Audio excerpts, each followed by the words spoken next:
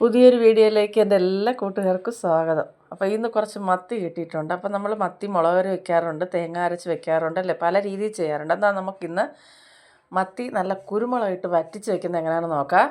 അപ്പോൾ അതിനായിട്ട് ആദ്യം നമുക്ക് വേണ്ടത് മിക്സിയുടെ ജാർ എടുക്കുക. അതിലേക്ക് ഇതാ കുറച്ച് ചുവന്നുള്ളി എടുത്തിട്ടുണ്ട്, 10-15ഓളം ചുവന്നുള്ളി ഞാൻ എടുത്തിട്ടുണ്ട്, ഒരു ചെറിയ തക്കാളി. ഇനി നമുക്ക് വേണ്ടത് കുരുമുളക്, മുഴുവൻ കുരുമുളകാണ് ഞാൻ എടുത്തേക്കുന്നത്. 2 സ്പൂണ് കുരുമുളക്. എരിവ് എത്ര വേണമെന്ന് വെച്ചാൽ അതിനനുസരിച്ച് എടുക്കുക. ഞാനിവിടെ 1/2 കിലോ മത്തി എടുത്തേക്കുന്നത്. ഇനി നമുക്കിതൊന്ന് അരച്ചെടുത്തിട്ടുണ്ട്, നല്ല ഫൈൻ പേസ്റ്റായിട്ട് അരച്ചെടുത്തിട്ടുണ്ട്.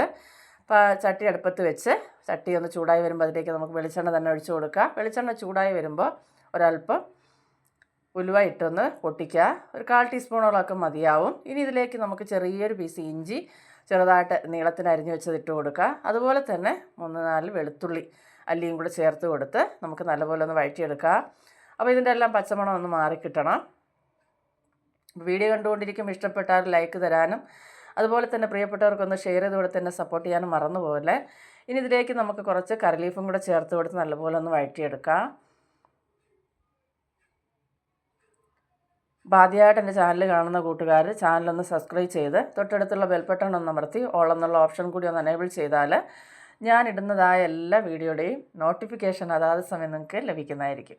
ഇനി നമുക്ക് ഇതിലേക്ക് നല്ലപോലെ വഴറ്റി ഒന്ന് പച്ചമണം മാറിയതിന് ശേഷം നമുക്കതിലേക്ക് അരച്ച് വെച്ചിരുന്ന പേസ്റ്റ് ചേർത്ത് കൊടുത്ത് നല്ലതുപോലെ വഴറ്റിയെടുക്കുക. അപ്പോൾ ഇത് നല്ലപോലെ വറ്റി വഴന്ന് എണ്ണയൊക്കെ തെളിഞ്ഞ് വരണം, അതുവരെയും ഒന്ന് വഴറ്റി കൊടുക്കുക. ഇത്തിരി സമയമെടുത്ത് തന്നെ ചെയ്യുക, അല്ലെങ്കിൽ പച്ചക്കുത്തലുണ്ടാവും. അപ്പോൾ നല്ലപോലെ വഴറ്റിയെടുത്തതിന് ശേഷം നമുക്കതിലേക്ക് കുറച്ച് പൊടികൾ ചേർത്ത് കൊടുക്കേണ്ടതായിട്ടുണ്ട്. അപ്പോൾ ഇതിലേക്ക് ഞാൻ ആവശ്യത്തിനുള്ള മഞ്ഞൾപ്പൊടി ചേർത്ത് കൊടുത്തിട്ടുണ്ട്. അതുപോലെ തന്നെ ഒരു സ്പൂൺ എടുത്തിട്ടുണ്ട് മല്ലിപ്പൊടി, അതും കൂടെ ചേർത്ത് കൊടുത്ത് നമുക്ക് നല്ലപോലെ ഒന്ന് വഴറ്റിയെടുക്കുക. അതിൻ്റെ എല്ലാം പച്ചമണം ഒന്ന് മാറിക്കിട്ടണം. അപ്പോൾ അതുവരെയും നല്ലപോലെ ഒന്ന് വഴറ്റിയെടുക്കാം. മൺചട്ടി ആയതുകൊണ്ട് നല്ല ചൂടുണ്ട്. അപ്പോൾ ഫ്ലെയിമൊക്കെ ഈ സമയം ഒന്ന് കുറച്ച് വെച്ചിട്ടാണ് ഞാനിത് ചെയ്യുന്നത്. ഇനി ഒരു ചെറുനാരങ്ങ വലിപ്പത്തിൽ കുറച്ച് പുളി വെള്ളത്തിൽ ഇട്ടിട്ടുണ്ട്. അപ്പോൾ നമുക്ക് ആവശ്യത്തിനുള്ള പുളിവെള്ളം പിഴിഞ്ഞ് ഇതുപോലെ ഒന്ന് ഒഴിച്ചു കൊടുത്ത് നല്ലപോലെ ഒന്ന് വഴറ്റിയെടുക്കാം. ഈ പുളിവെള്ളം എല്ലാം ഒന്ന് വറ്റി വരട്ടെ. നല്ല തിളച്ചൊന്ന് കുറുകി വന്നതിന് ശേഷം അതിലേക്ക് 3 പച്ചമുളക് ചേർത്ത് കൊടുക്കാം. അപ്പോൾ നമ്മൾ എരിവിന് ചേർക്കുന്നത് കുരുമുളകും പച്ചമുളകും മാത്രം, മുളക് പൊടിയൊന്നും നമ്മളിതിൽ ചേർക്കുന്നില്ല. ഇനി നമുക്ക് എത്ര വെള്ളം വേണമെന്ന് വെച്ചാൽ കറിക്ക് ആവശ്യത്തിനുള്ള വെള്ളം ഒഴിച്ച് ഒന്ന് മിക്സാക്കി കൊടുക്കാം. ഇനി നല്ലപോലെ ഹൈ ഫ്ലെയിമിൽ വെച്ചൊന്ന് നല്ലപോലെ തിളപ്പിച്ചെടുക്കുക. തിളച്ച് വന്നതിന് ശേഷം നമുക്കതിലേക്ക് ഒന്ന് ഇളക്കി യോജിപ്പിച്ചതിന് ശേഷം നമുക്കതിലേക്ക് മീനെല്ലാം ചേർത്ത് കൊടുക്കാവുന്നതാണ്. ആവശ്യത്തിന് ഉപ്പും കൂടി ചേർത്ത് കൊടുത്തിട്ടുണ്ടായിരുന്നു. ഇനി നമുക്ക് മീനെല്ലാം പറക്കി വെച്ച് കൊടുക്കാം.